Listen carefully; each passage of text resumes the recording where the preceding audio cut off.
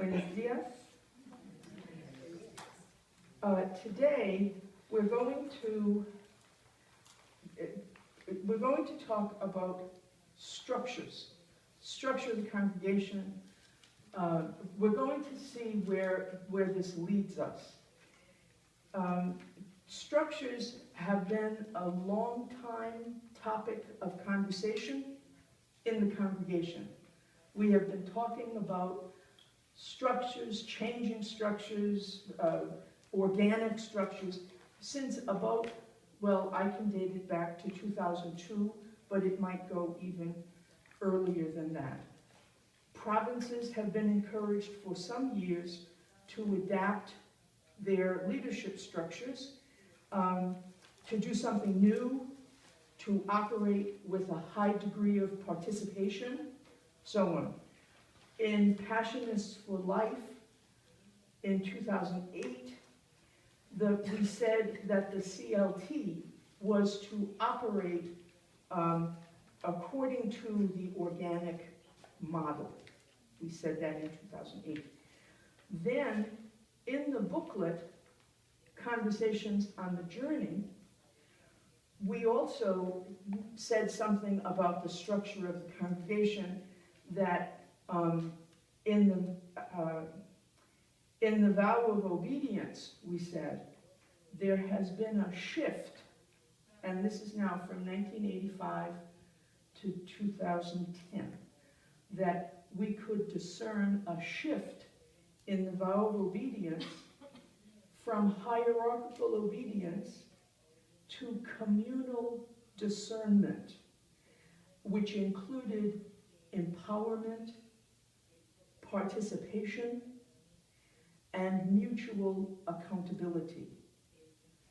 We also said, very specifically, that in our government, in our approach to leadership, that there had been a shift from hierarchical structures to the organic model of government. And we acknowledged in Conversations for the Journey that we did not fully understand the implications of that. We said that we have different opinions, that we have different ideas of what organic means, and so on and so forth. So, and I'm trying to point out that the idea of structures does not stand on its own. It's connected to the vow of obedience. It's also connected to our ideas on community life. So all of these things are intertwined.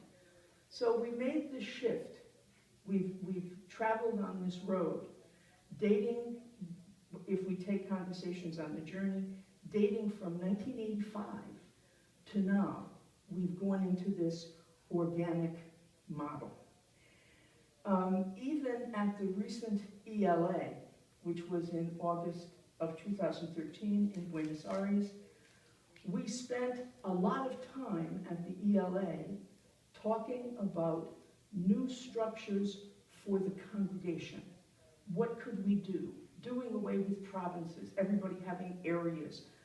All the participants at the ELA went home with 3 possible models that were produced through the discussion at the ELA. 3 possible models for the structure of the congregation as we are.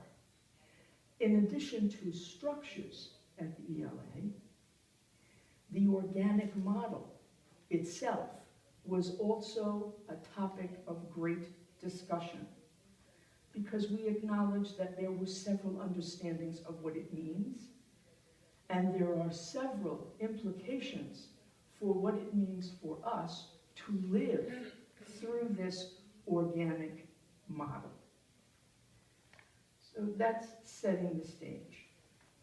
There are also 2 other issues.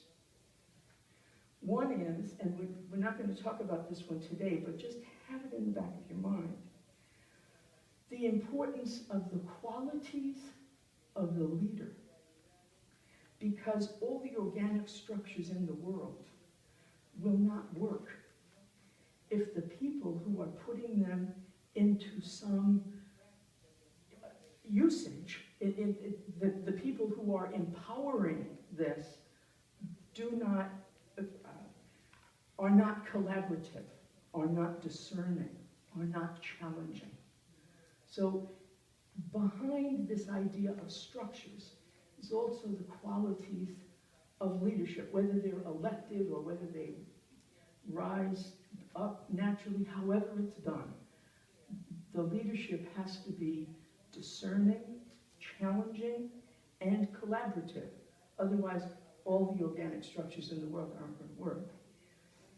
And the second point that Angelica has made several times, that was mentioned in her report on the state of the congregation, that there is a difference between administration and animation. And essential to the organic model is animation. Administration is taking care of day-to-day business. Animation is the challenge to grow, to change, to focus on mission, to reach out into new and different activities out of a desire to be true to the charism. So we have all of this background for the organic model. That's a short course in how our conversation has gone since 2002, or if we take the covenant into consideration, since 1985. This is where we have come to. Now, are there any questions or anything about that? Is that sort of put it out there? Anything else? Because what we're going to do now is each area of the congregation is going to do a 5 to 7 minute presentation on how the organic model is operating in that place. So we will become acquainted with where we are in the different pieces of the congregation. And then we're going to have a little more explanation of our task for today, which is the structure of the CLT and how that happened. And we're also going to spend some time on the proposals that were in your envelope at the very beginning. I think there are 7 proposals, and we're going to spend some time looking at them. So we're going to have the presentations, then we're going to look a little bit more at what our task is here. We're going to have time for reflection, personal reflection. We're going to go into our groups that we were in yesterday, the mixed language groups, to figure out, I have questions and whatnot here. And then we'll work on the proposals and we'll see how that goes. Is that okay? Elissa, All right. Elissa? Yes. Yeah. You mentioned that in Buenos Aires there were 3 possible models. Yes. It would be good to.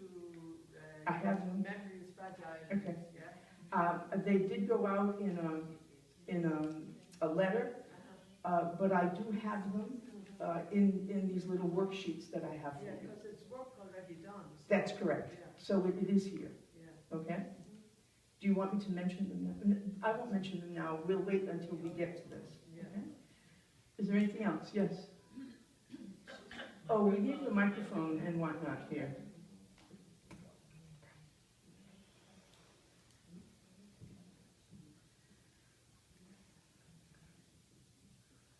Thanks. As regards the proposals, is it still valid for another proposal to come to the floor? Yes, it has to be valid. It has to be permissible. That we have, and if we don't have a mechanism, we have to make a mechanism. Yep.